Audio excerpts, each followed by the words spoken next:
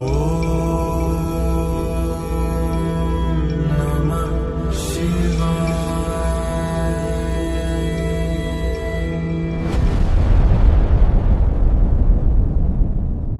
जय भोलेनाथ। दोस्तों, स्वागत है आपका आपके अपने चैनल सुमन 5G पर। दोस्तों, भगवान शिव ने 19 अवतार लिए हैं। इनमें से आज की कहानी भगवान शिव के पिप्पलाद अवतार के बारे में है। शिव पुराण के शतरुद्र संहिता में भगवान शिव के विभिन्न अवतारों का वर्णन मिलता है, जिनमें से एक अध्याय विशेष रूप से पिप्पलाद अवतार को समर्पित है। इसके अलावा इस कथा के संदर्भ और पिप्पलाद मुनि के जीवन का उल्लेख अन्य ग्रंथों में भी मिलता है। तो बिना देरी किए चलिए शुरू करते हैं। भगवान शिव के पिप्पलाद अवतार की कथा अत्यंत प्रेरणादायक है। यह अवतार विशेष रूप से शनिदेव के प्रभाव और प्रारब्ध भाग्य से जुड़ा माना जाता है। प्रामाणिक पुराणों, मुख्यतः शिव पुराण के अनुसार, अर्थात मैं जो कथा पिप्पलाद अवतार की सुना रहा हूं, वह शिव पुराण से ली गई है। कथा इस प्रकार है। भगवान शिव के परम भक्त थे महर्षि दधीचि, जिन्होंने देवताओं की रक्षा के लिए अपनी अस्थियों का दान कर दिया था, जिसके कारण महर्षि दधीचि की मृत्यु हो गई थी। महर्षि दधीचि की उस अस्थि से वज्र बनाया गया था।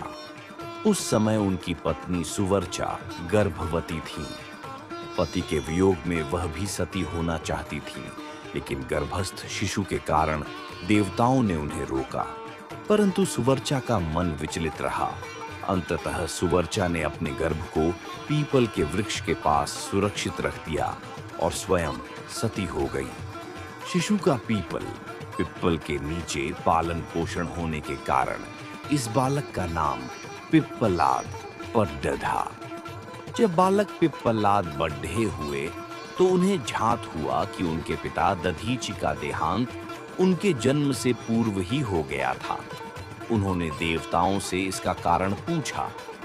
देवताओं ने बताया कि महर्षि दधीचि के साथ जो कुछ भी हुआ, उसके पीछे शनिदेव की कुदृष्टि और उनका भाग्य उत्तरदायी था। यह जानकर पिप्पलाद अत्यंत क्रोधित हो गए।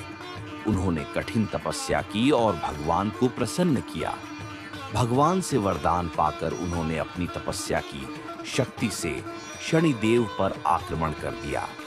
यह आक्रमण बहुत ही भयानक था। इस ब्रह्मास्त्र के समान प्रहार से शनिदेव आकाश से नीचे गिरने लगे। इसके अलावा पिप्पलाद ने शनि के पैरों पर भी प्रहार किया, जिससे वे लंगड़े हो गए। यही कारण है कि शनिदेव को मंद या धीरे चलने वाला कहा जाता है।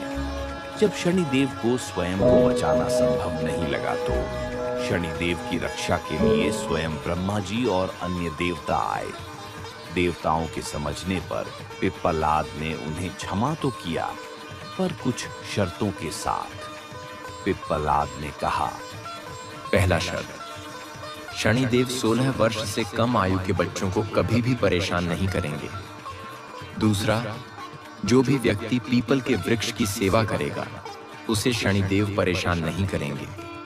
और तीसरा, जो भी व्यक्ति शिव के पिप्पलाद रूप का स्मरण करेगा, उसे शनि की सारहिसाती या ढैया का कष्ट नहीं होगा। इन सारी शर्तों को शनिदेव ने स्वीकार किया। तब जाकर पिप्पलाद ने शनिदेव को क्षमा किया। भगवान शिव का यह अवतार कर्म प्रधान है, लेकिन भक्ति से संकट को कम किया जा सकता है। शनि शांति पिप्पलाद स्तोत्र का पाठ शनि दोष निवारण के लिए अचूक माना जाता है। प्रतीक पीपल का वृक्ष, जिसे हिंदू धर्म में अत्यंत पूजनीय और सात्विक माना गया है। पिप्पलाद मुनि आगे चलकर प्रश्न उपनिषद के मुख्य आर्षि बने, जहां उन्होंने शिष्यों के गहरे आध्यात्मिक प्रश्नों के उत्तर दिए हैं। पिप्पलाद अवतार की यह कथा मुख्य रूप से शिव पुराण से ली गई है। तो दोस्तों, पिप्पलाद अवतार हमें यह सिखाता है कि कठोर तप और आत्मज्ञान के बल पर इंसान अपने भाग्य, ग्रह दशा को भी बदल सकता है और न्याय के लिए खड़ी DDSA होने का साहस रख सकता है। ऐसी ही और भी दिव्य कहानियों के लिए आप हमसे जुड़े। साथ ही आपके पास भी ऐसी कोई कहानी है तो हमसे शेयर जरूर करें। तब तक के लिए जय भोलेनाथ।